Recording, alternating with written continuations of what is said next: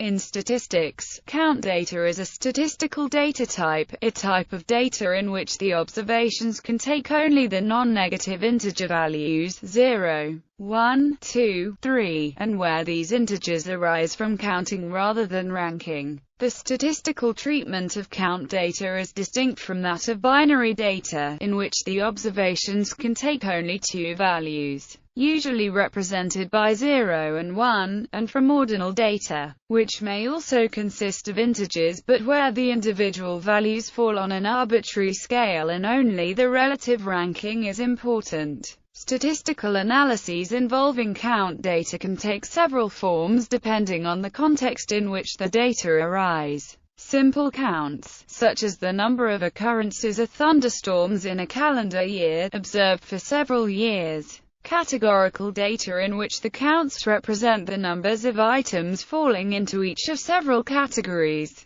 The latter are treated separately as different methodologies apply, and the following applies to simple counts. Count variables. An individual piece of count data is often termed a count variable. When such a variable is treated as a random variable, the Poisson, binomial and negative binomial distributions are commonly used to represent its distribution. Graphical examination. Graphical examination of count data may be aided by the use of data transformations chosen to have the property of stabilizing the sample variance. In particular, the square root transformation might be used when data can be approximated by a Poisson distribution, while an inverse sign transformation is available when a binomial distribution is preferred, relating count data to other variables. Here the count variable would be treated as a dependent variable. Statistical methods such as least squares and analysis of variance are designed to deal with continuous dependent variables. These can be adapted to deal with count data by using data transformations such as the square root transformation. But such methods have several drawbacks. They are approximate at best and estimate parameters that are often hard to interpret.